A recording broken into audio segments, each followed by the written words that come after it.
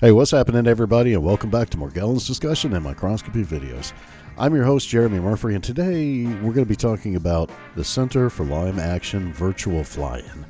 This is an event that I participate in every year towards the end of February, and what we do is we get an opportunity to meet face-to-face through video, the internet, with our lawmakers and explain to them the realities of Lyme disease and propose that they vote for increasing federal funding for that infection.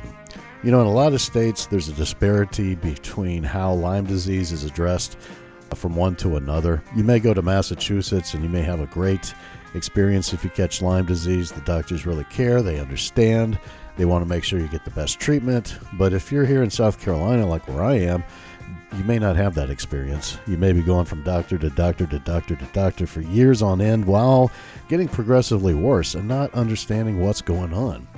And that's specifically because doctors, they're not looking for Lyme disease. And we want to change that. And one way to change that is to increase federal funding. So part of the education process for doctors is to learn more about Lyme disease than simply it's something that comes from a tick bite and can be cured in 2 weeks. One thing we know about Lyme disease is that the later it is allowed to persist, the harder it is to remediate or to cure. So all of these things need to be addressed, and we have to talk to our lawmakers about them.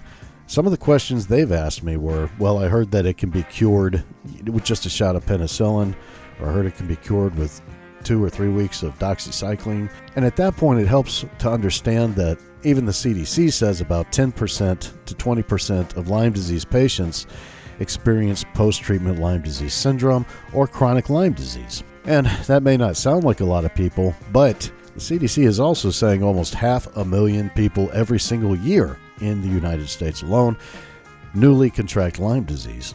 So that's a lot of people. And 10 to 20% of that's a lot of people. That's about 5,000 to 10,000 people every year who go through the treatment and then it comes back. And a lot of that's because it's late. It's been discovered in the late stage where the infection has had an opportunity to perpetuate through the tissues, the organs, and ultimately into the spinal column and then the brain. One of the things that our lawmakers really don't understand is the connection between Lyme disease and mental illness. There is a connection between Lyme disease and mental illness, and practitioners do have methods for being able to determine if a mental illness may be associated with Lyme disease or not. One of the biggest giveaways is anxiety. Dr. Robert Bransfield says that if a panic attack lasts longer than half an hour, it might be Lyme disease. And that's something that every doctor should be considering. They ought to be thinking about that.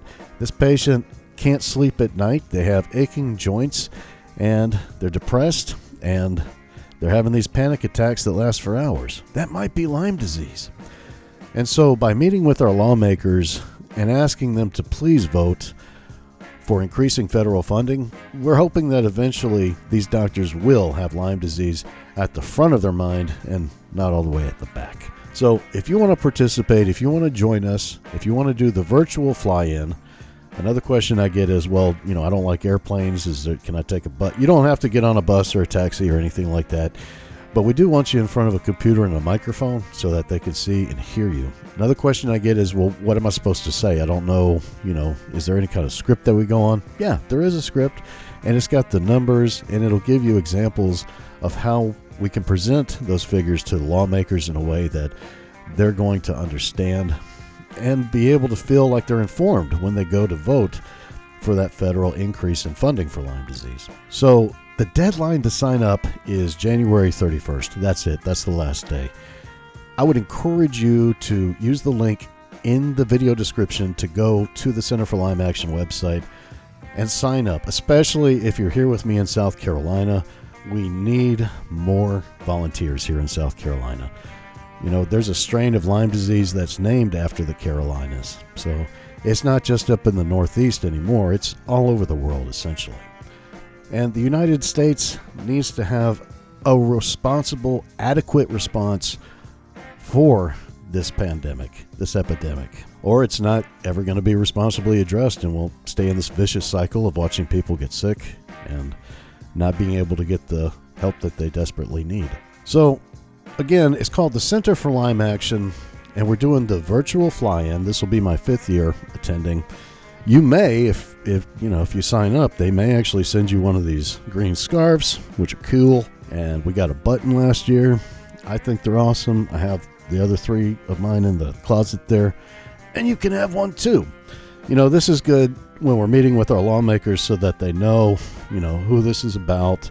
They know this is associated with the Lyme disease and the ticks, and it really sticks out in their memory. When they think about meeting with us, that's one thing that they constantly remember consistently is the green striped scarf. I met with Lindsey Graham's staff. I've met with Tim Scott's staff, and they're always kind, open, and receptive to what we have to say. It's never been a fight or a battle to be able to present this information, to request that our lawmakers vote for these funding increases, because it's real. It's not it's not what some people are saying, that it's just all a made-up problem in people's heads. This is legitimate. The CDC has the figures. We have the science. And it's just time for the medical establishment to catch up with what we know today. Because right now, in a lot of regards, they're operating like it's the 1950s. And that's probably not the best way to be responsible for your health. What do you guys think? Let me know. Leave a comment down below.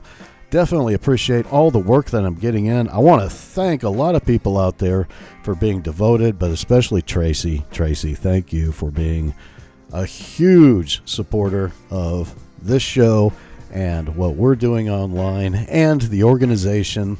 If you guys would like to contribute, our organization, my organization, Tracy's not involved with that, but the organization, you could be involved in it. Give me a call. Let's talk about it. We're definitely looking to grow. We have a game plan. It's called the New Morgellons Movement. We're a registered nonprofit in South Carolina, but I would love to be able to assemble a full board so that we can apply for our 501 designation. And our game plan, what has to do with cryptocurrency. And no, it's not trying to get anybody rich, but basically it's a tool for people to be rewarded when they donate for scientific research towards understanding Morgellons better and how to treat it, how to address it responsibly. Most people, they give these donations out of the kindness of their heart, and they don't ever expect anything in return. But if we give them a little bit of crypto in return, then they can say, well, I got something. I'm holding on to it. This is a memento of my support for more Morgellons science. And so that's one of the things, that's our game plan for the New Morgellons Movement.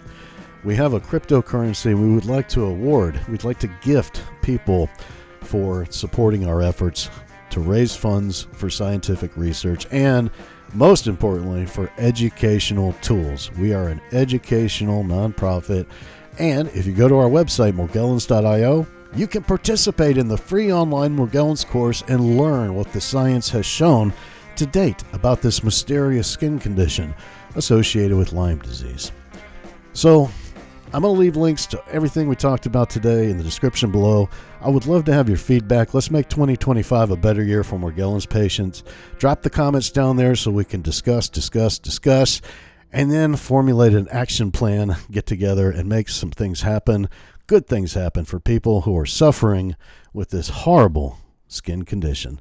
You guys take care and have a pleasant day.